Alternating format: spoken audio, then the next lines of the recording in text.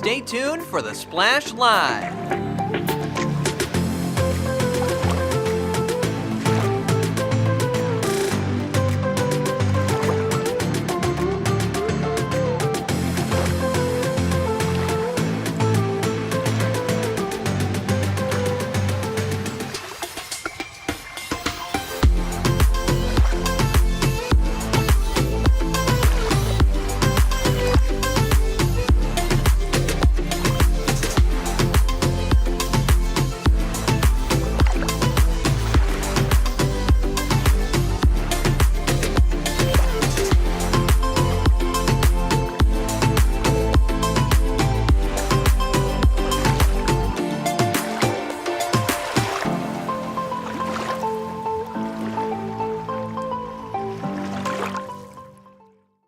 It's time for the Splash Live from Civic Center TV, featuring stories from and about people like you in the Greater West Bloomfield area. Simulcast on cable, 89.3 Lakes FM, social media, and the web.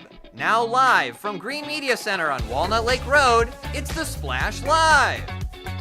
Live, local, social, it's the Splash Live on Civic Center TV and 89.3 Lakes FM. I'm Tyler Kieft. Thank you so much for joining us today. We begin today just a few short steps outside of our studio doors as West Bloomfield Schools continues construction on the brand new Chico Elementary School, soon to begin a new era of lifelong memories in their loving community. But before the doors open in just a little over a year, those memories are being placed at the very core of Chico's new home. Civic Center TV reporter Jake Schaff is live outside of the construction zone with more. Jake.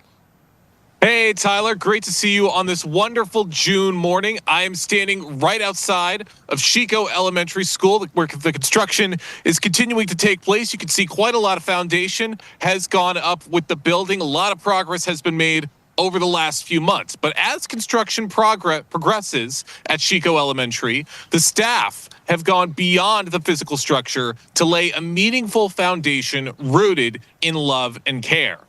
In a heartfelt gesture, the staff has inscribed messages of encouragement, hope, and support onto red heart-shaped cutouts. These symbolic tokens were then placed within the masonry walls of the building, ensuring that their dedication and compassion are quite literally built within the school. And you can take a look on Civic Center TV right now. We are showing you some photos from the construction site of what has been going on, but lots of heartfelt dedications and lots of great gestures for this incredible school as construction continues to take place here right alongside Walnut Lake Road, Tyler. Lots of great things taking place.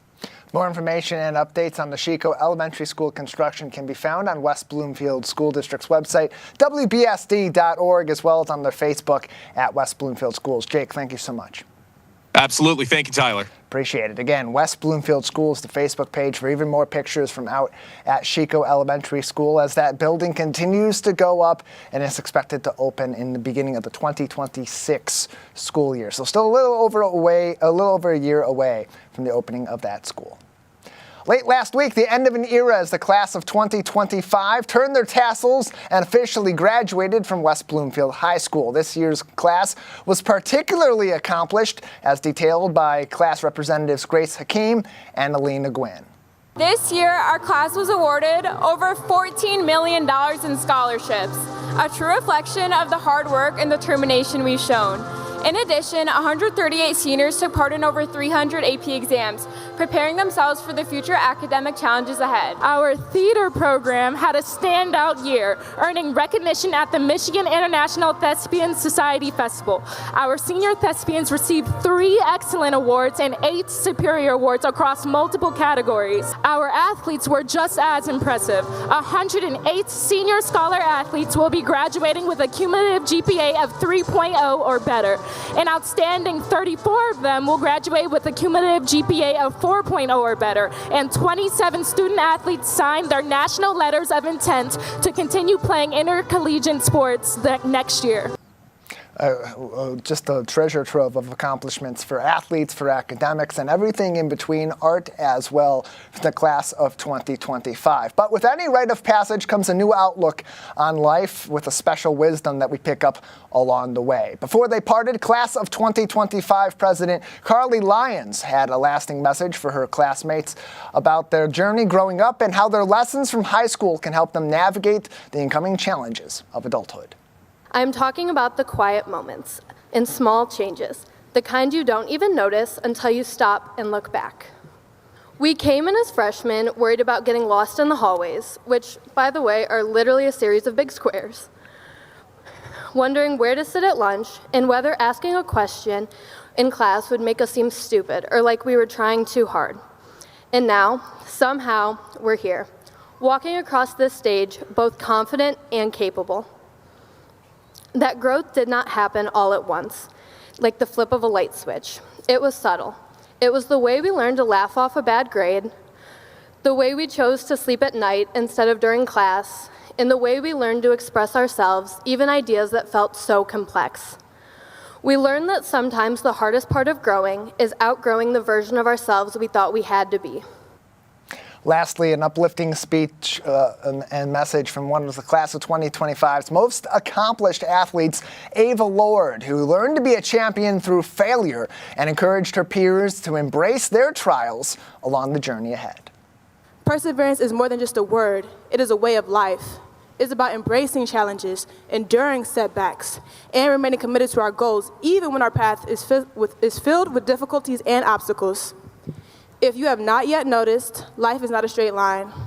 It's an unpredictable, winding path full of twists and turns. Failures and rejection and disappointment are sure to come, but it's up to us and how we fight through it all. Although remember, these little moments do not define who we are as a person. It's how we choose to respond to the difficulties and the failures. During my time as a West Bloomfield High School student, I chose to do things that I knew would challenge me and make me grow to become a better person. I knew the path would have challenges, but I still was not prepared for how tough it would be. I learned that every setback was an opportunity to learn and to grow and to push forward to get one step closer to success, as well as learning that embracing failure is essential to progress. I want us to remember that as we move forward on our own paths, remember that perseverance is not just about relentless determination. It is about resilience. It's about recognizing that stumbling is a part of our journeys, and asking for help or seeking guidance when we feel lost is a sign of strength, not weakness. You can watch the full commencement ceremony of the West Bloomfield High School class of 2025 on civiccentertv.com/WBHS graduation 25. Again, civiccentertv.com/WBHS graduation 25, a laundry list of accomplishments. We only showed you a little over a minute from the class accomplishments that were about a 5-minute speech in and of themselves, and in great speeches from Carly and Ava alike. One more time, civiccentertv.com/WBHS graduation 25. Congratulations. The class of 2025 certainly left a lasting impact on West Bloomfield High School, taking a hands-on approach to learning with their signature determination and curiosity. Here with even more insight on this historic graduating class is West Bloomfield High School Principal Eric Pace. Mr. Pace, thank you so much for joining us. Hi, Tyler. Thanks for having me. Yeah, glad to have you on to talk about the class of 2025, as you also have an opportunity now to, and as do your colleagues at West Bloomfield High School, to reflect on their 4 years at West Bloomfield. We talk so much about the academic accomplishments, the artistic and the athletic accomplishments, but in your opinion, having witnessed their journey along these 4 years, what do you think ultimately defines this graduating class? Yeah, I would narrow it down to 2 words, leadership and resilience. So this group, as we watched them navigate these last 4 years, really made the school their own, are role models for the classes below them, and took it upon themselves to kind of expand the culture and the spirit here within the high school, overcoming any obstacles that came their way, but really it was a palpable feeling of excitement with this group. Yeah, resilience and leadership, we tie back to just thinking 4 years ago, 2021, we're just getting back into the classroom after the COVID-19 pandemic. And the class of 2025 had the unique perspective of being that class that reacclimates themselves to the in-school environment while learning to be high school students without necessarily being able to witness what that looked like pre and post pandemic. They get to set the tone. So how do you think that this class did that in the 4 years that they had post pandemic? Yeah, what's interesting is I used to work in at Abbott Middle School, which is now Chico, and middle school is really about social development and learning how to interact with your peers, with your schooling, as you grow up to be a teenager and an adult. And so these students that just graduated, their middle school experience was abbreviated and it was different. And so when they came in as high schoolers, they had missed out on some of the social learning. They came in academically prepared and demonstrated that right away. And so what they were able to do is lean on each other to navigate what it's like to be a teenager and to encounter, peer conflict and celebration, changing of friends. And they did that really with grace. And, it was their opportunity and they took full advantage of it to leave that mark here on the school and show everybody else how to do it. And along the way, they had their own set of individual and collective accomplishments too, especially as they noticed some of the issues that were affecting their classmates and affecting their community, and in many ways took direct charge themselves to address those issues. I think about the recognition of WB Has Heart over the last year or so, addressing cardiac arrest in students of their age. I think about the millions upon millions of dollars that were just announced in the last 2 weeks for the class of 2025 in scholarships. I think what I've observed, and correct me if I'm wrong, is the class of 2025's approach to their learning has been really to take the reins themselves and not wait around for the opportunity to have the experiences that they're looking for in life. You're exactly right. They were, even as freshmen, they were not the immature, naive, and kind of waiting scared group. They really, even at our PEP assemblies, right, where we have class competitions, they gave the seniors a run for their money right away. And you could tell it was a very special group who, like you said, isn't going to wait around for anybody else to tell them how to feel or what to do. They make it their own and they lead in the way that they do it. So it was really exciting and really fun, honestly, to be their principal for those 4 years, because they taught me a lot too on what we can expect in terms of culture and what we can expect in terms of student behavior, and really, it hit the ground running as 14 and 15-year-olds when they're freshmen. And that's an interesting point that you make too, that they teach educators like yourself a little bit about the job, because much like you said, when you were a middle school educator, that's a lot about social development. High school is really about getting them ready to the day after they graduate. They're adults. They got to be able to take control of their own life day to day. But from seeing and observing their approach to their learning, their approach to addressing issues that are important to them, how does that maybe redefine for you and for your colleagues at West Bloomfield High School how you approach the class of 2026, 27, and so on? Yeah, I think we all try and learn each year. And from this group, we learned that the power of student voice and the power of their grit and determination. So, as we move forward into the coming years, to lean on the students themselves for what they want school to be, what they can get out of it, and then try and maximize that in terms of outcomes for them. It's their school, and we're all here to make sure that they get everything they can out of it. And so to lean on that early, to listen, collect feedback, and then make adjustments to give them all that they can take. What do you hope, if there are a certain number of qualities that the class of 2026, as they now rise into the position of senior leadership in West Bloomfield High School, what do you hope that they continue on from the class of 2025 to continue to improve an already very impressive student body at West Bloomfield High School? Yeah, we already have, you mentioned the WB Has Heart, for example. So we've got some 11th grade students that have really stepped into some leadership roles. I would say to expand upon and continue the service to our community, our school community and our greater community. That's something that, as one of the larger organizations within West Bloomfield, we have a lot of capability and opportunity to have a lot of influence. And so the students themselves have already taken it upon themselves to step into that role, and I would love to see that expand. Same with our National Honor Society students, with their community outreach and volunteering, service organizations that we have in terms of clubs. So really that give back to the community to help lift everyone.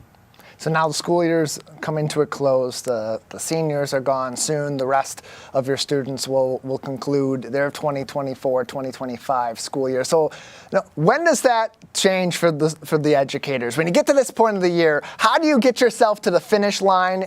And then when can you take a break and relax after all these months of learning yourself? I'll take a break when I retire. That's how that works. But Yeah.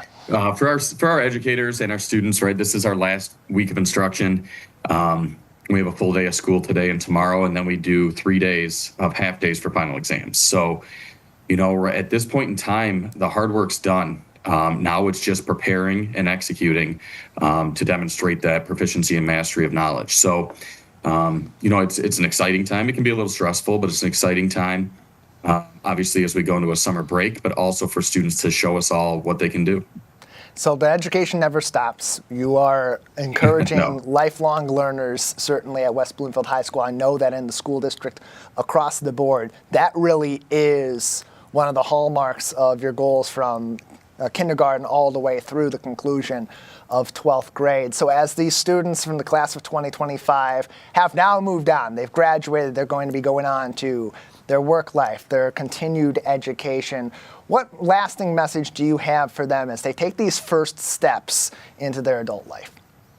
Yeah, I referenced it in my speech at graduation, but it's upon them now to take what they've learned, what they know, what their experiences are, and make change for the better. They have all the tools. They've demonstrated that time and again, and we're looking for people who are gonna let their voice be heard, fight for things that matter. And, if you look around you throughout the world, we're in need of people who want to give back to the community and who want to lead us to be unified and to make change for the better, no matter what that is. And so I think this group is well prepared to do that. And I just can't wait to see it happen. More information on the West Bloomfield High School class of 2025 can be found on WBSD.org. You can also follow them for more information on things happening across the school district on Facebook at West Bloomfield Schools. Principal Eric Pace from West Bloomfield High School with us as we look back on the graduating class of 2025. Principal Pace, before we let you go, anything else you'd like to say today? I really want to say thanks to our community. The way that they show up at our events and support us through either financial sponsorships for different events or, service. It's really nice to work jointly as a community. So from those that are retired and in their final home, or those that are just moving into the township and all the businesses in between, it really is nice to work in a community where we're all on the same page in terms of developing our young leaders and sending them out to the world to do great things. That conversation certainly continues on WBSD.org and at all their events all throughout the year, including the first time you'll get to see kind of the whole community come together at Family Fun Night at West Bloomfield High School this fall. Principal Pace, thank you so much for your time today. Anytime, Tyler. Thank you. Appreciate it. Once again, you can watch the entire commencement ceremony of the class of 2025 on civiccentertv.com/WBHS Graduation 25. While you're there, look up Honors Convocation, the West Bloomfield Youth Assistance Youth Recognition Awards. Gives you really good insight into some of the many accomplishments both in and outside of the classroom of the class of 2025. As for Principal Pace, I hope that he has taken the weekend to get out of the rhythm of grab the diploma, shake the hand, pose for a picture. Did that for almost an hour on Thursday last week at the graduation ceremony. I don't know how you get out of that rhythm. When you're relaxing on the couch on Sundays this fall, you're very likely going to see plenty of familiar faces on NFL rosters. A handful of West Bloomfield football alums, including champions like Makari Page, Max Hairston, and Donovan Edwards, all are either on or competing for their shot at the NFL L. Recently, Civic Center TV's Jake Schaff had the opportunity to speak to a very familiar face, the man who led the renaissance of Laker football himself, now University of Michigan assistant football coach Ron Bellamy. Here's their conversation about some of the greatest Lakers to ever don the anchor. Ron, thank you so much for joining us here today. Thanks for having me. Absolutely. I am very, very excited to be getting into this conversation because you had a first-hand look at the early development of all the players I just said: Donovan Edwards, Makari Page, Max Hairston, even Javon Foster, who got drafted last year. What stood out about their character and work ethic all the way back in high school? Those guys, first and foremost, before I talk about their, athletic attributes, really good people, great families, miss them dearly, being around them daily.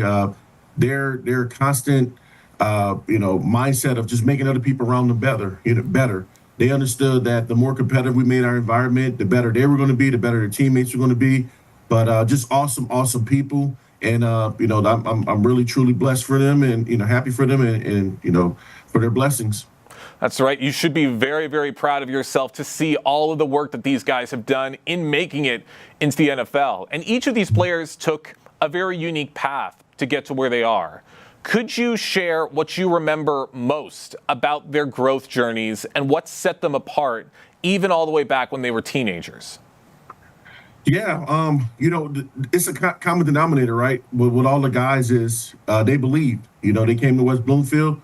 That you're going to get a great education. You know that you're going to compete at the highest level, and you're going to have people that's going to support you in all your endeavors. And each one of those young men, they chase greatness, and right now they're reaping the rewards.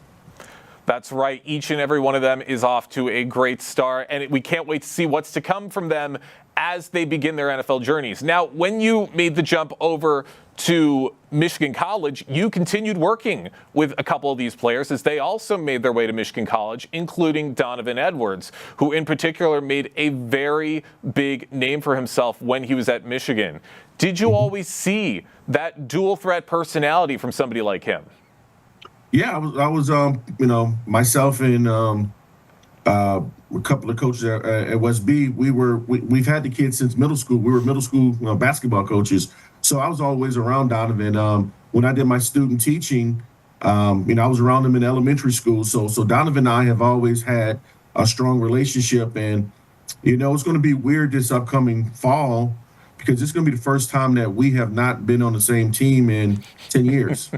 I know, that's right. Donovan has already cemented himself and has made himself a place on the New York Jets. And another person who made the jump from West Bloomfield to Michigan is Makari Page, who's going to be playing for the New York Giants. I believe we do have a photo from Makari's signing day where you talked about how much potential he has and what you see for him in the future. What was Makari's mentality like in high school and college, and how would you say it's carried over to the next level?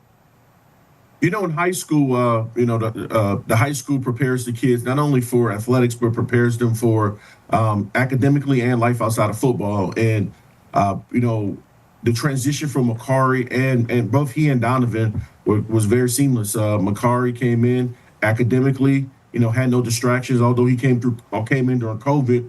A tough period for most of us, all of us, I should say. Makari came in and he did what he was supposed to do academically, and then obviously limited the distractions. And on the football field, he played early on in his career and, just had great success. And, he's one of those guys that, he has a great future ahead of himself. And a lot of it is, his family. He comes from an unbelievable family and, he just followed the script. He believed in the people around him and, he executed everything, flawlessly, and that's why he's in a position, to craft out a career in the NFL. Love him to death. I know. Makari, Donovan, both going to be doing great things in the NFL, but of course we also have to talk about Maxwell Hairston, first round draft pick Maxwell Hairston, might I add, who quietly blossomed into a standout defensive back at Kentucky. Now, it's been a while since you worked with him, since he was at West Bloomfield High School, but what can you say about Maxwell's development and the kind of player he's become? Well, I love him. I am not shocked I am not shocked, to say the least.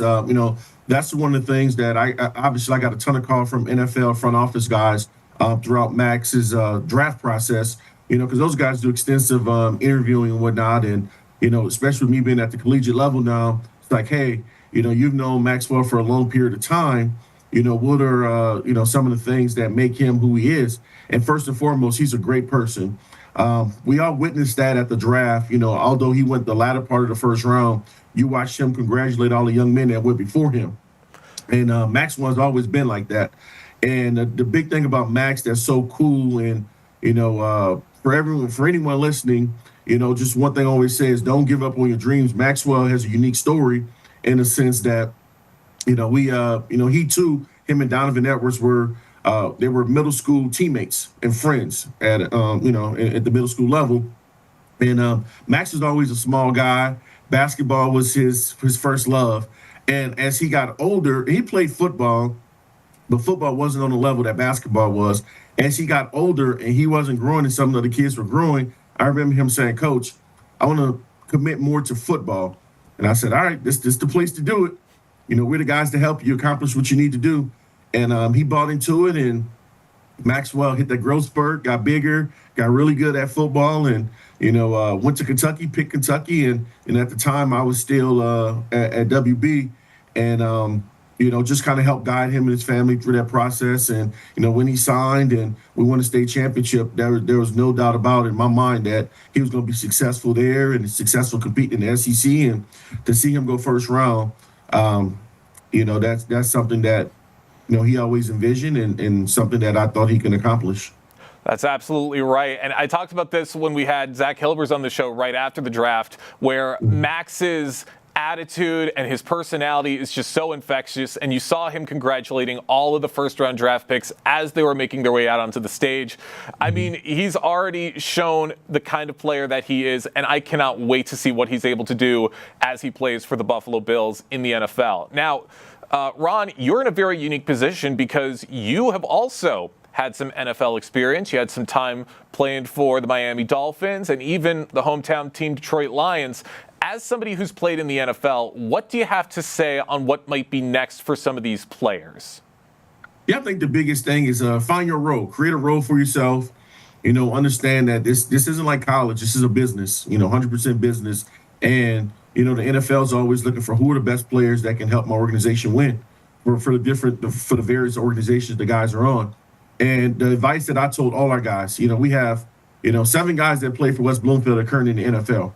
And, the one thing that we told them was, make sure you keep your head on tight. Just make sure you limit the distractions, have fun because it's still football, but, go out there and compete every day, have an open mind, compete and dream, dream big. Because usually when you dream, you can chase them and you can accomplish anything you put your mind to. And, I'm proud of all the boys that, that are in the NFL and the ones that are in college, and just go keep chasing your dreams. We love them, and they know they're going to have our support. I love that. Those are the true words of a football coach. For those just joining us right now on the Splash Live, I'm talking with Ron Bellamy, the former head coach of West Bloomfield High School football, who now works as a wide receivers coach and pass game coordinator for the Michigan Wolverines, talking about his thoughts on so many West Bloomfield High School alumni making the jump into the NFL, like Donovan Edwards, Makari Page, and Maxwell Hairston. Now, I'm curious, Ron, have any of them reached out to you for advice or just to say thank you as they take this next big step into the NFL? Yeah, I try to do a good job of keeping in touch with them daily, all of them. Whether it's Matthew Judon, Khalid Kareem, Tristan Jackson, Javon Foster, and, just the new batch of guys that have entered the NFL. I talk to all of them, daily. We talk about life. Some of them are old enough now where they're having their own families and, getting married, and just trying to get them some advice from, they always looked at me as a big brother, uncle, father figure kind of guy. And, just because they're in the NFL and they're removed from high school doesn't change that. The one thing I always told our young men, was we're forever connected. We're forever connected. We're always going to be a family. I'm always love you guys. I'm going to follow your paths, not just your professional paths, but your personal, your life endeavors. And, I love them extremely. Each and every young man and young lady. We've had a few young ladies in the program that have entered, have played in our football program. I love them dearly, and I follow them all to this day. On the various social media sites, and each young man kind of has his own thoughts about things and advice that they ask, and I give them experiences that I've gone through or things that I've heard about. But it's their path, their journey. I told them I'm here for them. Just I'm an ear, or if I need to make a phone call, that's easy. So they know that we're always going to be connected. I absolutely love that. You're helping these kids out every single step of the way. And I'd imagine not just the West Bloomfield alumni, but everyone who's come to University of Michigan that's going to the NFL, like Blake Corum or like J.J. McCarthy, all big names that are sure to make an impact on the NFL. Ron, I could talk to you for so long about this topic, but we are running short on time. I'm going to wrap this up with one more quick question. How proud are you, not just as a coach, but as someone who helped shape their foundation, to see all of these athletes chasing their dreams at the NFL level? Extremely proud. I've had some great mentors in my life, some great coaches, great teachers, just a great community around me. And those young men had the same thing, and still do. And I'm extremely proud of them because, everything that we asked of them in high school, they did.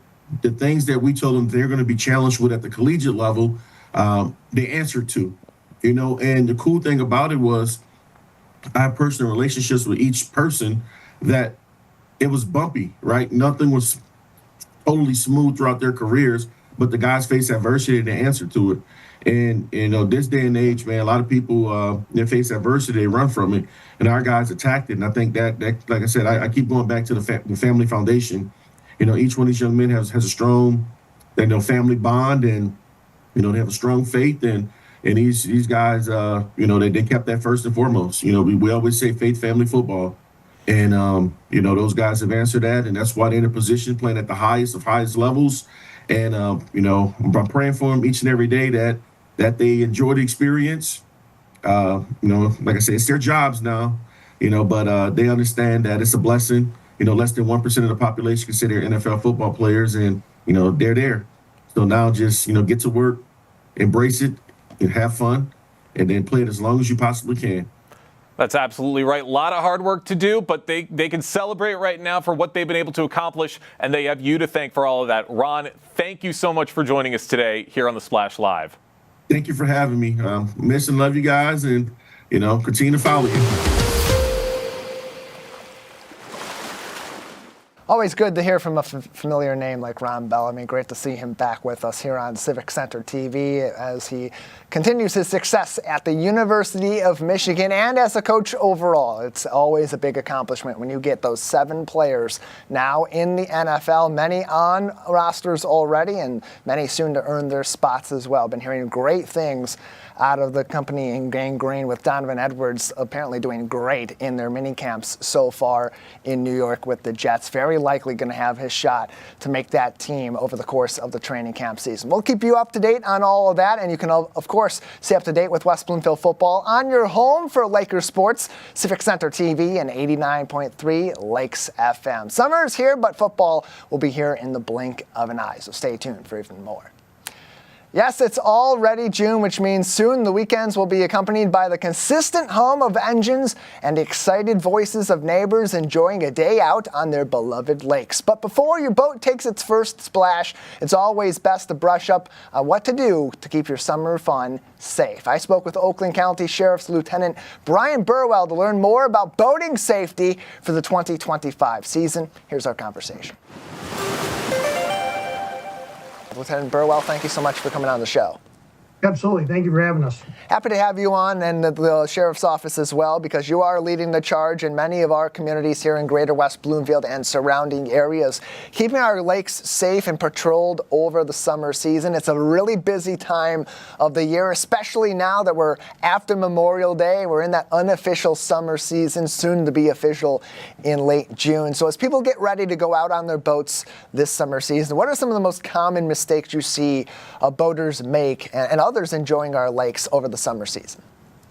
Probably the thing we see the most out there is people running out of fuel on the boat. Also, not checking the weather before they go out. One of the things we always remind people is right before you take that boat out, especially at the start of the season, take a few minutes to go through all the cabins and all the spaces on your boat. Make sure all your equipment's there. Check your life jackets. Make sure life jackets are in good working shape. Check the buckles. Check the straps.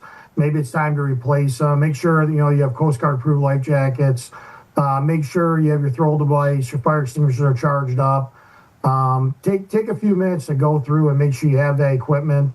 Also, make sure you're always, if you are out on the lake, make sure you are swimming in designated swim areas. Those areas are safe for swimmers to be in.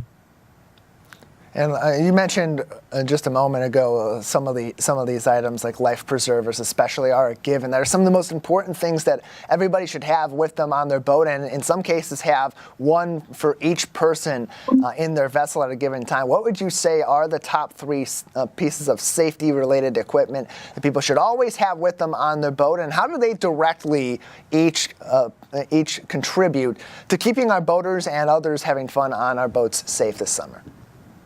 All safety equipment's important and required by the law, but, making sure you have a working fire extinguisher, making sure your horn is working, making sure those life jackets are size appropriate, making sure that, you check the label to make sure the weight and the person you're putting in that life jacket understands how to put the life jacket on. So especially with children, making sure they're in the right life jacket, making sure it fits them properly, making sure that life jacket's in good working shape. We always tell people, just like a seatbelt in the car, life jackets don't work if you don't wear them. So it's important to have those life jackets. Make sure they're easily accessible. So if their emergency arises, make sure you know where the equipment is in the boat. Make sure you have a throwable device on the boat. Again, making sure right before you leave that dock, you check the weather. Make sure loved ones and family members know where you're going when you head out on the lake. Make sure that if you're heading out to the lake, people know where you're going to be, what time you plan on returning, where you're parking your vehicle at, things like that. So if you don't return in that timely manner and they do have to call the sheriff's office or the local police or fire, that we have a starting point to know where to start searching for you. Obviously, alcohol consumption on the lake is always a problem. Drink in moderation. When you're on a vessel or on a boat, alcohol is going to affect you a little bit more. Because you're in the elements, the sun's on you, the movement of the boat, you're dehydrating a little quicker. People don't always realize how much alcohol is affecting them on the water. So certainly drink in moderation. And, remember, as the captain of those boats, you're responsible for everybody who's going on that boat to get them back in safely. Oakland County Sheriff's Lieutenant Brian Burwell is with us on the Splash Live as we get ready for boating season in the Greater West Bloomfield community. Perhaps you're seeing this after we're already well underway and you're just trying to get some helpful tips before you make your way to the water. Great advice from our friends at the Oakland County Sheriff's Office. And Lieutenant Burwell, a lot of people will go out on motorboats on our various lakes across Greater West Bloomfield, but there's so many different vessels that people may be on. Some people like the sort of so-called speed boats. They like to be on sailboats on those windier days, or they're just on personal watercraft like jet skis. So depending on the vessel, how do some of those safety measures change? Well, we always tell people to, take a boater safety class. We offer them free here at the Sheriff's Office monthly. It's so important to understand the rules of the waterway and to take that boater safety class to understand what the law requires you to do and understand the rules of the lake. When you're out on a boat, understanding your surroundings, what's around you, being mindful of people in the water. And that's what goes back to with swimming in a designated swim area. If you're not, if you're jumping off the side of a boat in the water, if you don't know the depth on, you don't know what's below the surface, other boats are in the area. So again, really trying to get people to remember that those swim areas are put there for a reason. Make sure you're swimming in a designated swim area. Again, watching your alcohol consumption. If you are on whether it's a PWC, a personal watercraft, or in a speedboat or in a pontoon boat, exercising that caution. And again, drinking in moderation. If you are going to choose to consume alcohol on the lake, making sure you're not over the limit and you're being responsible. And of course, Lieutenant Burwell, we live in Michigan. Michigan's summers, while usually hot and muggy, they have their variety of weather. We get some colder days in there. We certainly get some stormy days that can be quite treacherous in their own right. How should weather contribute to people's plans before they hit the waterways? We've had a few boating accidents and drownings occur where people ventured out on a lake and did not realize a storm was coming in. And, before they knew it, they found themselves, even on our smaller inland lakes here, they found themselves in a situation that they were unprepared for, and that storm's coming in with heavy rain, and they just weren't prepared for it. So making sure checking a weather app before you go out, so you understand if lightning and thunderstorms are rolling in. They do roll in quicker than people sometimes realize, and just taking time to check them weather apps and making sure before you go out on the lake, you have good weather, and that if a thunderstorm is coming in, that you have enough time to safely get off the water and get back to shore and get back to your car, or at least the storm passes. Lieutenant Brian Burwell is with us from the Oakland County Sheriff's Office. Plenty of more information can be found on their website, oakgov.com/sheriff. If you want to learn more about boater safety courses, as Lieutenant Burwell mentioned, offered free monthly all throughout the summer season. Really great opportunity, even if you are an experienced boater, to get that refresher before you hit the water or you're in the middle of the season. And Lieutenant Burwell, it's also really important to understand that while there are some general rules and some general precautions that people can take, we have a variety of different waterways. They're under many different jurisdictions locally and across the state. How important is it for people to understand the differences between the rules in one area versus another before they get on the water?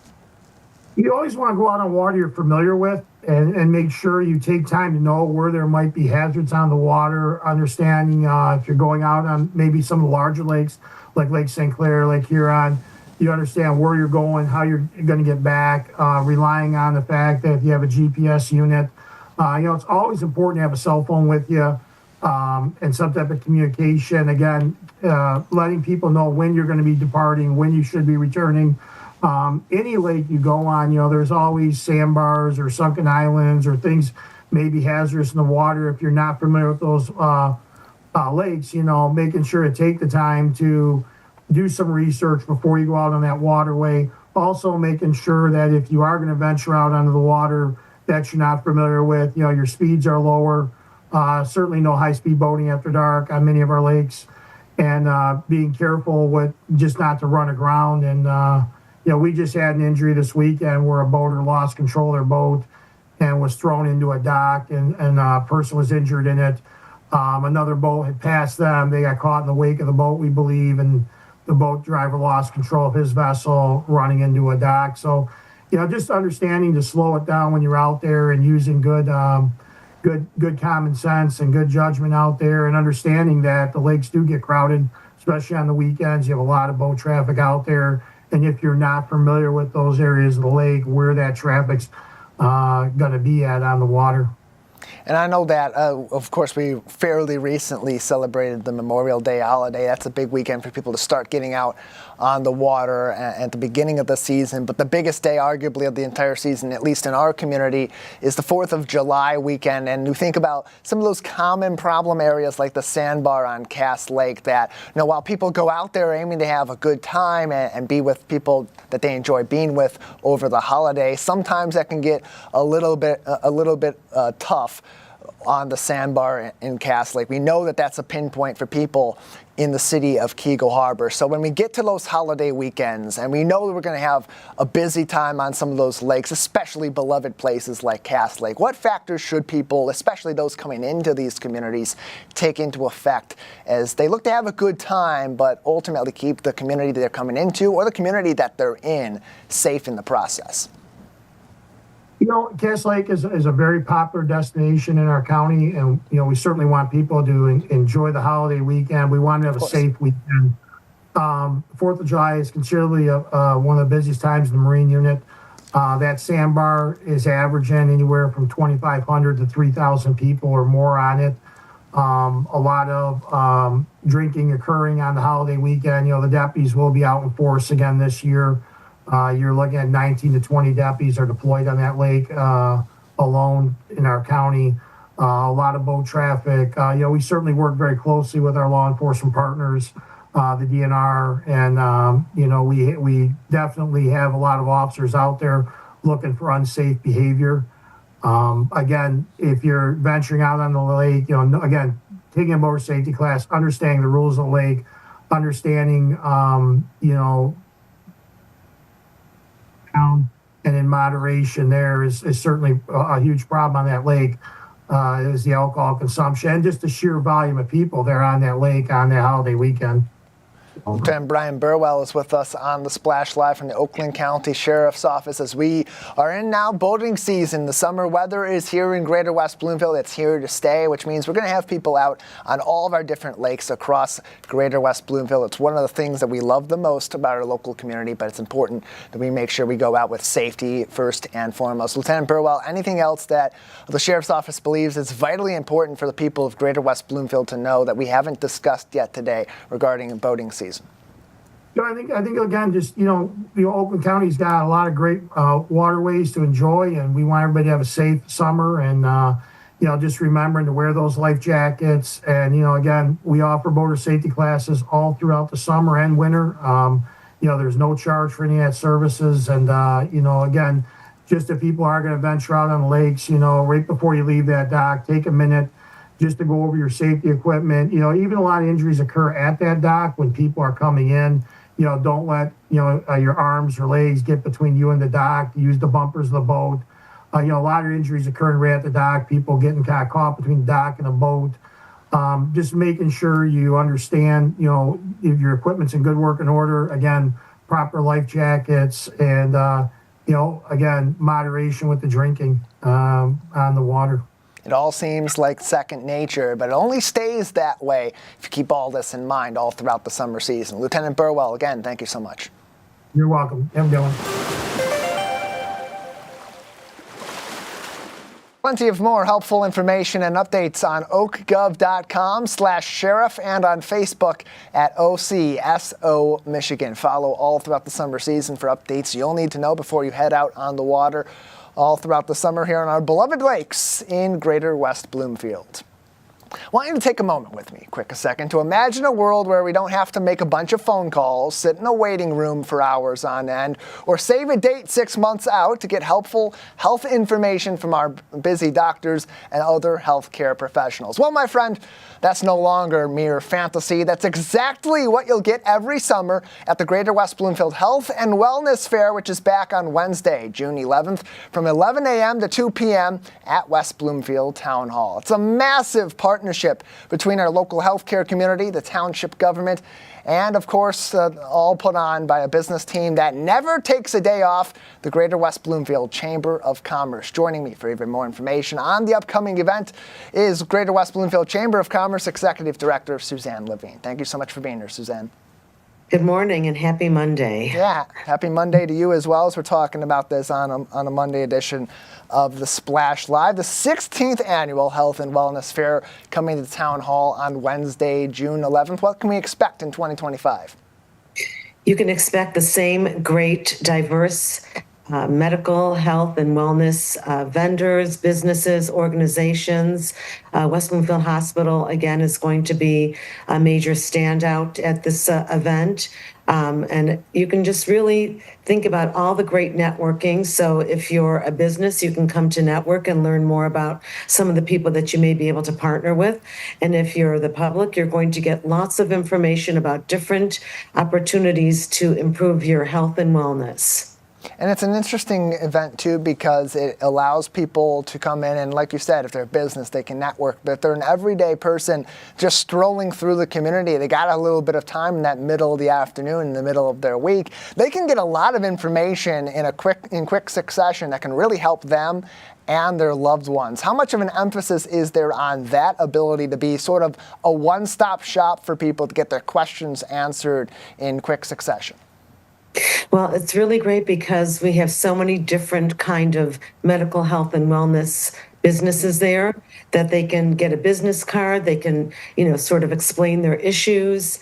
All of these people that are attending will be able to at least connect with someone and, possibly make an appointment. I think it's such a great opportunity because we don't always know who the health professionals in our community are, and some of them, for whatever reason, aren't as well known. So this is just a great way for them to showcase what they offer. And I think that for our community, it's a great opportunity for them to get the information they need without, as you say, making 1,000 phone calls, having to Google. And we know that health and money are trust issues. So how great is it for them to actually talk to a human being and, perhaps, make a connection and feel the trust and the love that these people have for our community to make sure that we are very vibrant, because we know, the older you get, the more involved you need to be in healthcare options. So I'm really excited because we have a lot of seniors that attend. They should bring their children because these are important decisions that they're going to have to make down the road. And you're not only getting introduced to these resources, you're often interfacing with the very people that you would be meeting with if you make an appointment down the line too. And that's a really important part of this also, is to give people opportunities to meet the healthcare providers that we have here in Greater West Bloomfield, because what's impressive about our healthcare community in comparison and even in contrast to some of our neighboring communities here in southeastern Michigan is Greater West Bloomfield really does have a little bit of everything across the board when it comes to the healthcare community. Absolutely. And we also have the aesthetic part. What did Billy Crystal used to say? It's better to look good than to feel good.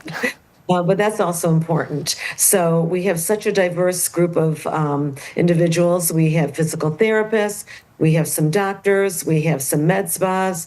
We have our great Nina Lopayton, who is with Direct Hearing, and she will test hearing out for free. Because if you can't hear what's going on in a conversation, you're missing out of probably 90% of your life.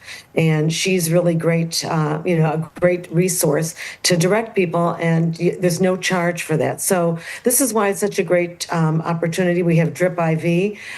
We know that, boosting your immunity, especially during all these seasons, because we know that COVID and flu and colds are never going away. But if you can boost your immunity, what a great way to help stave off any of these diseases or help you fight them, so that if you do get them, you have a milder case of whatever's going around. Suzanne Levine is with us on the Splash Live today, the Executive Director of the Greater West Bloomfield Chamber of Commerce. Their 16th annual Greater West Bloomfield Health and Wellness Fair is happening Wednesday, June 11th from 11 a.m. to 2 p.m. at West Bloomfield Town Hall. More information on that and plenty of other summer fun from the Chamber can be found on westbloomfieldchamber.com. And Suzanne, 16 years now of this event at West Bloomfield Town Hall in partnership with all these different healthcare providers, local businesses, and of course the Chamber. How have you seen this evolve in the past 15 years and ultimately lead to the purpose and the execution of it today? Well, I've seen a great interest in this. In the beginning, we had a few people come in. In years past, we've had hundreds of people come in, but I think what's been really great about the evolution of the health fair is that there is a greater interest in learning more about how to take care of ourselves. And we know that that's sort of the secret key to making sure that you live a long, great life. And I love the fact that our seniors, we have a very vibrant senior community here. They're very active, and they are taking, the bull by the horns, and they want to know more about how they can prolong their lives, the great success of their lives.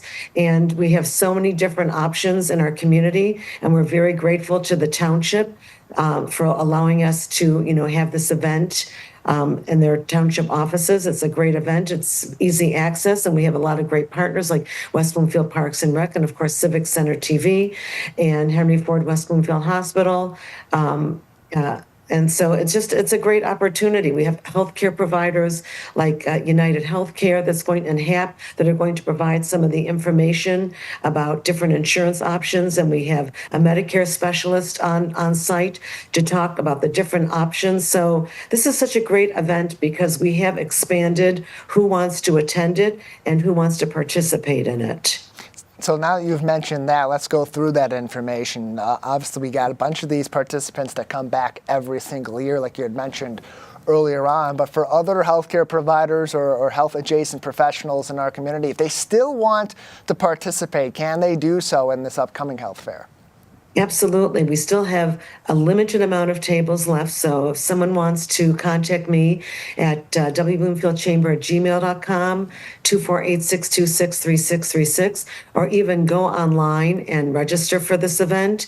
It is a little bit of an upcharge for non-members because we are always trying to promote our members, but certainly they're welcome to participate. So by the end of this week, it will be closed. So I urge them if they're interested. And it's really great because we have some new businesses that are participating, and I always welcome them because the more information you have, the better armed you are to make, intelligent, good decisions for you and your family.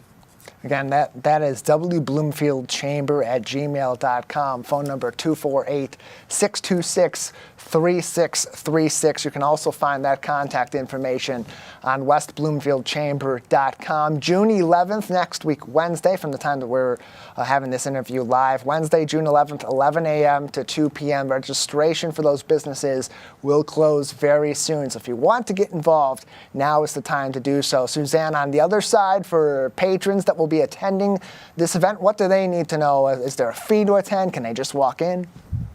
It's free to attend. There's lots of swag. So, bring a bag, but I'm sure some of the vendors will have bags also.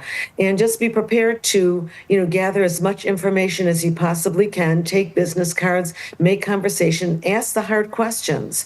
And if they can't answer it, then I'm sure, you can call the office and they'll give you someone that can. But this is really important because, as I say, I cannot stress enough, your health, there's nothing more important than your health and family. And this is a great way to gather information to make sure that you stay healthy as long as possible. I owe Deanna Grove from Drip IV an injection. I told her last year I would do the electrolytes. I got too busy at the health fair. So much going on with our broadcast and our coverage out there and all the other business. I'm going to make sure that I get one because I'll be running around. Yeah, please. Absolutely. It's a busy day out there, but it's a good day out there. I'd encourage people to attend, or at the very least to stay tuned for our coverage on CivicCenterTV.com. We're joined by the Executive Director of the Greater West Bloomfield Chamber of Commerce, Suzanne Levine, on the Splash Live today. The Greater West Bloomfield Health and Wellness Fair, Wednesday, June 11th, 11 a.m. to 2 p.m. at West Bloomfield Town Hall. Suzanne, before we let you go, anything else the good people of Greater West Bloomfield should know about this? Yes. Just, come and spend as long as you want. It's a great event. And we sent out a flyer. We're really hoping that people will nominate people in our community for our Key to the Township Awards breakfast, July 30th at Wabi Country Club. And there's 5 different categories. And I'm sure everyone knows of a business person, an entrepreneur, spirit of the community, health and wellness. So please make sure that you nominate someone that doesn't always get. They all have to just live, work, or play. So the criteria is pretty open in our area. These are people that contribute to the well-being of West Bloomfield Township, and that's the health of our community. So in a way, it's kind of related. Well, Suzanne, we appreciate you coming on to tell us more about this, and look forward to another fun day out at West Bloomfield Town Hall at the 2025 Health and Wellness Fair. Thank you so much. Yes, and thank you again. WestBloomfieldChamber.com is their website. You can follow them on Facebook for more information at West Bloomfield CC. This is only the first of many very fun events they will have going on all across our community all summer long, so stay tuned for even more information. That is our show for today. I want to remind you that television that's close to home is always online on CivicCenterTV.com and across our social media. I want to give a big thank you, as always, to our entire crew in the studio and out in the field. And, of course, thank you for tuning in as we enjoy the heat and the summer sunshine, reminding you can always be the sunshine in somebody else's day each and every day of our week. For our entire team, I'm Tyler Kieft, live, local, social. It's the Splash Live on Civic Center TV and 89.3 Lakes FM.